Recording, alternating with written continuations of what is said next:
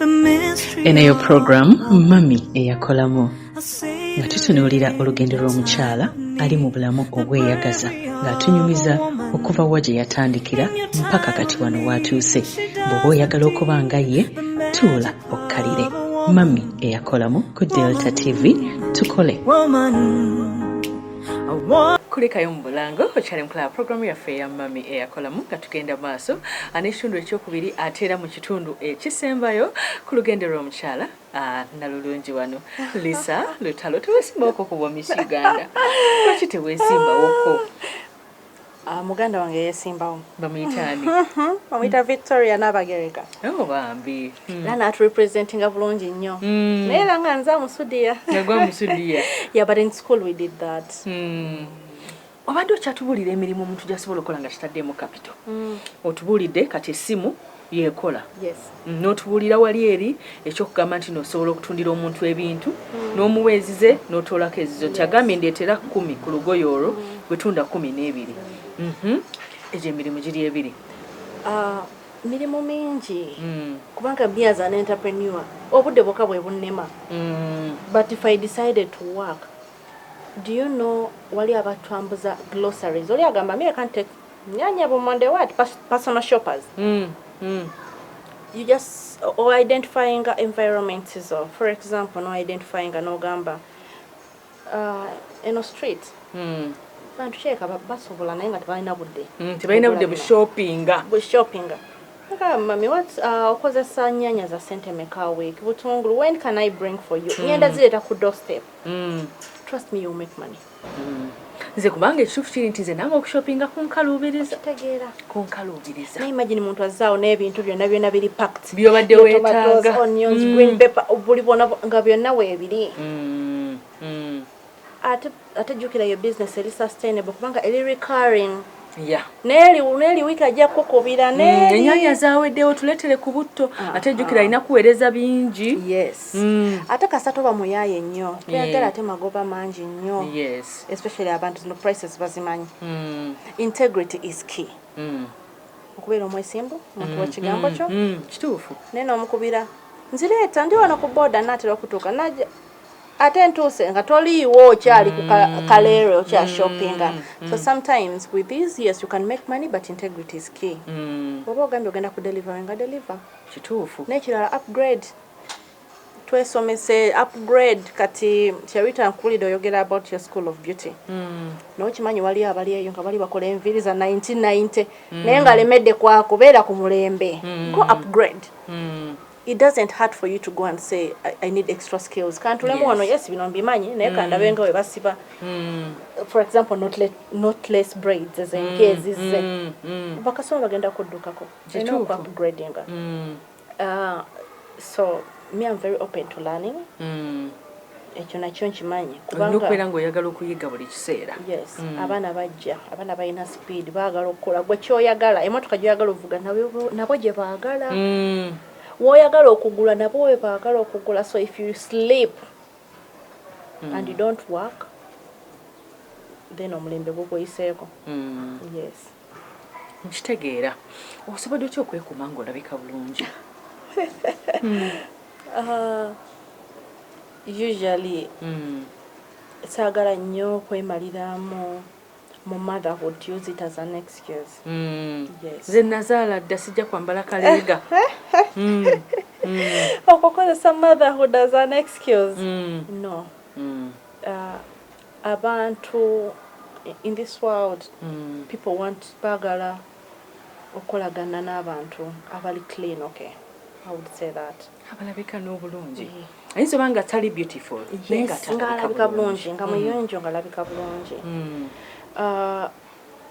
So I take time for myself. I take time for myself. Then at least if I cannot go to the salon will still find me home. If I cannot wait, I have the contacts of my people.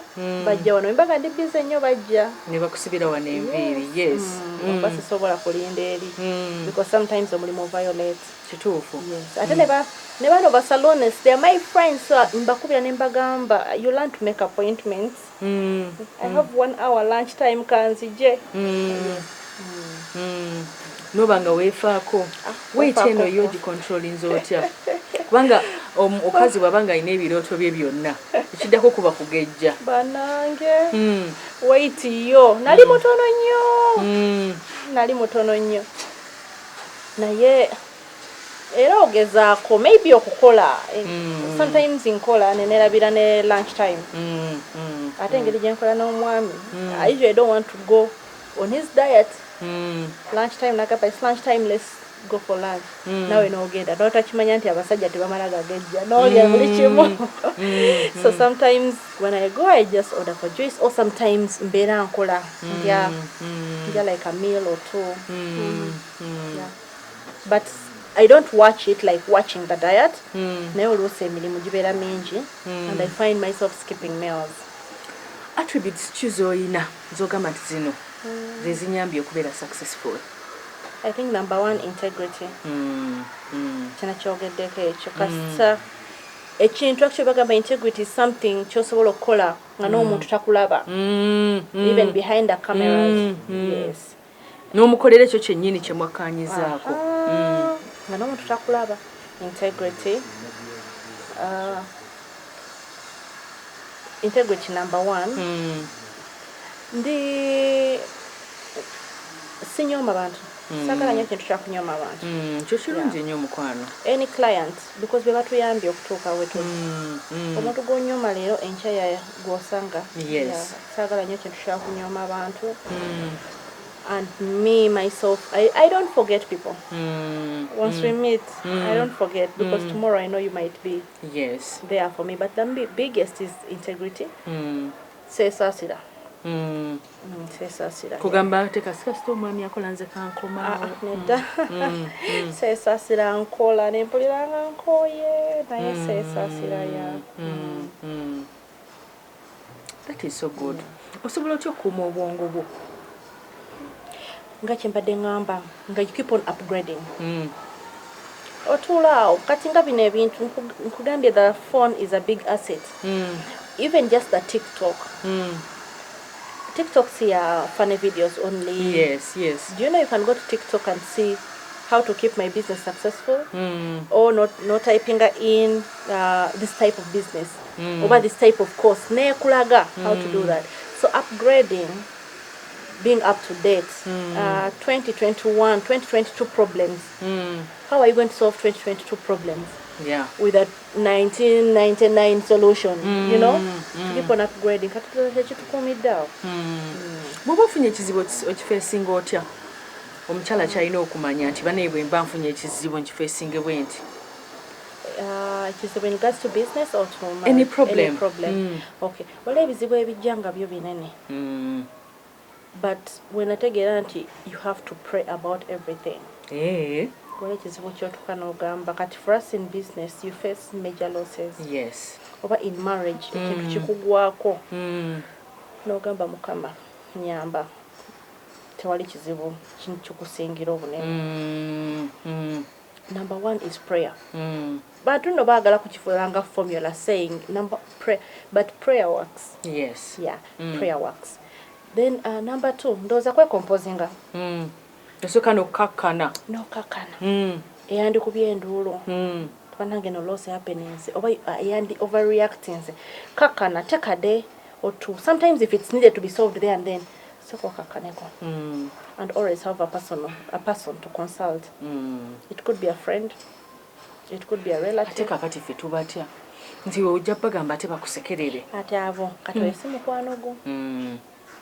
Mukwano gwo si omuntu gw'obeera naye buli lunaku. Oba muganda wo si omuntu tegulina kuba musaayi.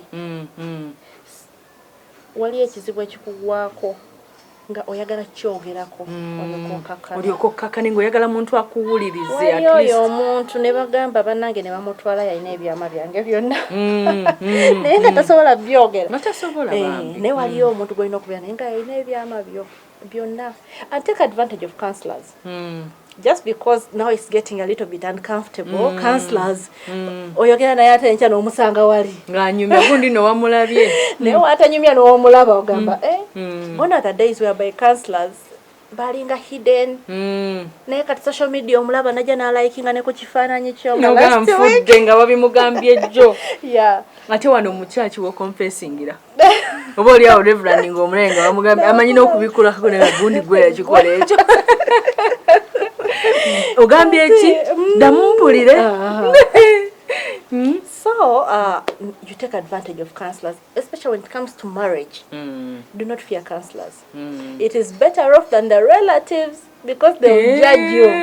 Yes, yes. Or friends will judge you. So, first, my husband is open to counselors. I'm open to counselors. We bitabuka ngamba tugende. Tugende. Nga mugenda olwo mwanyize ekiro mugenda mwene wa kansala okikakasa mwewerekera tugenda temutuganga nko ku santi tomanyira sijja tambula nawe ndeka musajja gwe ebyo bibaawo naye omala era n'okakana omwana n'okakana ogamba kale tugenda twogereko noono tumugambe tulabe a fair judgment. Who is in wrong? Why to be agara nnyo ebyo abakazi? Who is in wrong? Yeah, but for us we have a formula here. We don't go to bed. You go to bed with your problem, yes, at most. One day, the next day, don't wake up with your problems. Because we work together. Yeah. Unless if it's really major. Naye bwe muba mwanyize ku mulimu eyo bakimanya okikola otya? Oyimba nanyize sikola ndowooza. Kiba kijja kweraga. Kibeera kibi ate conflict of interest. Ayogera ayinza okwogera mu meeting noga mulabe olibanye bugambo bwaffe bambi atwewumuzaako notekingako leave kituufu. Abantu abakola bonna batera facing challenges. Towulira obinga abakyala boogera n'omwami wo? My husband is very friendly person. Nze kuba namusanga ali very friendly. Ate nga abasinga mikwano gye bakyala. Bawala since we are young and very beautiful girls. Ne kati era omuteeka wali abamumanyi bawala ate bafaanana bulungi. But the biggest key is trust. Yeah. Akukakasa. N'akukakasa. Okay, ebintu bye tutamanyi tetubimanyi naye kiki kyonkakasizza nga linaawe. The trust. Nze newe mulaba n'omukyala mbamanyira bagenda nyomyamu bunyomya. Amaladdeeka. Ewa mami. Kale mukwano. Kale nyabo. Bani be wandyagadde okwebaza mu lugendo lwo luno nyabo? Olugendo luno. Nandyagadde okwebaza mama wange. Mukyala Kalongo Allen. Mami, I love you so much. Njagala kumwebaza banange omukyalo ono, oh my God. Anjagadde n'andabirira n'eddalu lyange lyonna. We have best friends actually. We are like best friends. Yes. Mama ono yeyankuza here in Uganda. Naye we are like best friends. Up to now era kintu ekibeera wankubirirawo. Nze munange lisankugambe kino nakino twafuuka ba mikwano, twafuuka so close. So nandyagadde okwebaza. Yeah, n'abazadde bange. Daddy, Mr. Ndila, ne Mrs. Ndila, nabo, they have been a great pillar. Naye nandyagadde okwebaza also my in-laws. Bali abantu banjagadde bannange. Owabaagala bwe batyo. Naye for the last 12 years, all I've seen is love from them. Yes. My sisters-in-laws, my mothers-in-laws. Yes. Nandyagadde obeebaza. Yeah. Kale nnyo. N'abakozi baffe. Bonna ab'oku ssomero. Ab'oku bridal shop. Ab'oku mulimu eno ku media agency. Nandyagadde obeebaza. Mutufudde kiki tuli. Kale nyabo. Ate daddy. Simanyi by'omuyita. Baliyo ddala. My husband, my lovely husband. Actually, I think there is no Lisa without Dash. There is no Dash without Lisa. So, mbadde manyi neebaza by'ababiri. Kubanga there is no him without me. Yeah. Ye bali kunjagala, ye bali kunjikiriza kukola, ye bali kunzikiriza okukola. Yes, and giving me very beautiful children. N'okutulabirira, atulabiridde. Bwe wamufuna wali omanyi nti nno alibeera mwami bw'ati? Ye yakiŋŋamba. Nti ki? Yakiŋŋamba nanno nga ndi mu senior nga 3 over 4. Nangamba, I think the person I'm supposed to marry is called Lisa. N'agamba gwe ngenda okuwasa gwe ndooza gwe nina okuwasa naye nga ngamba even senior 3 but somehow we knew. Yes. Kale nyabo emyaka gy'obadde ku nsi n'emirala gy'oneeyongerayo biki by'osinza okuyiga mu bulamu bw'ensi eno bye wandyagadde okusharingako n'abatulaba? Okay. Kyensinza okuyiga without your name means everything. Without integrity you're nothing. Yes. Era integrity nabadde nakinyonyodde. Your name means everything. Kola nnyo okukuuma erinnya lyo.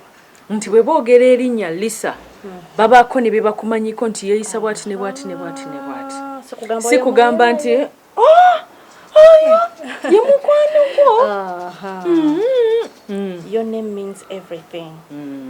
N'ekirala Oluganda terubeera mu musaayi wokka. Yes. Because me I've learned that. I've been raised by 2 families. But nina baganda bange wano. Bemanyi if anything happens yajosookawo. Yes.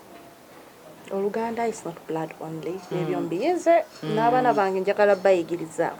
Era nange njagala wembanga nkuza abaana nange nfunemu blended family. Yes. Yeah, because tomanya who is going to help you.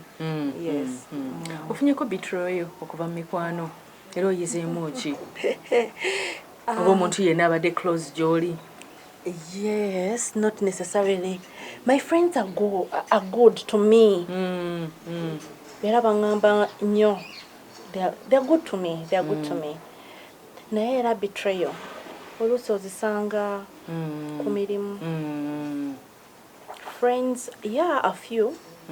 But somehow when you have a companion, friends come in as a third party.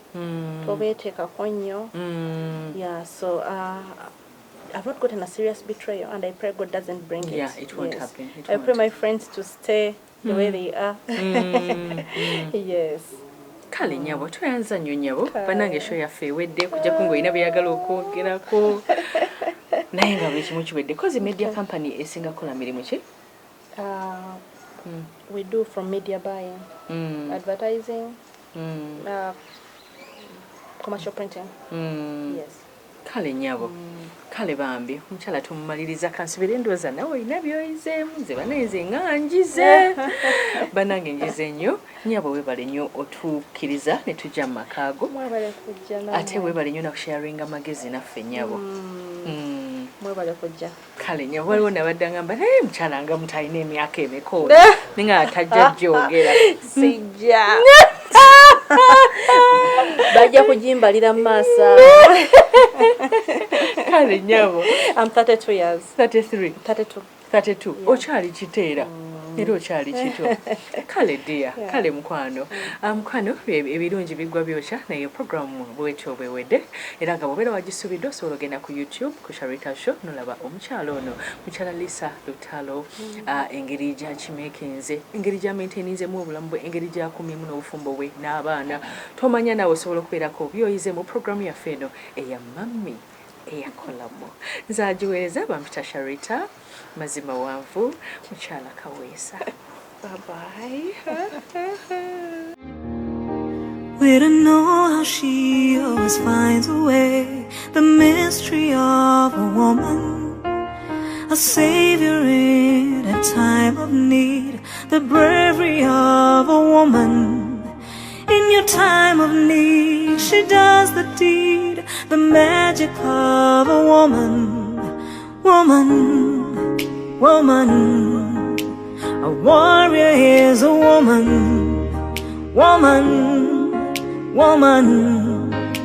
A savior is a woman, woman, woman. A warrior is a woman, woman, woman.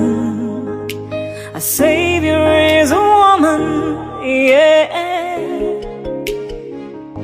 yeah, yeah, yeah, yeah.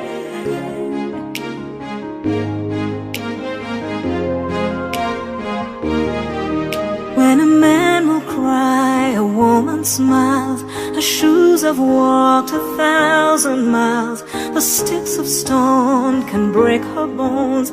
She welcomes all her friends and foes. When her spirit's down, she has no time to fight the mystery. Eno yo program Mami Eyakolamu nga tutunuulira olugendo lw'omukyala ali mu bulamu obweyagaza ng'atunyumiza okuva wa gye yatandikira mpaka kati wano w'atuuse. Bw'oba oyagala okuba nga ye, tuula okkalire. Mami Eyakolamu ku Delta TV, tukole. Woman, a warrior is a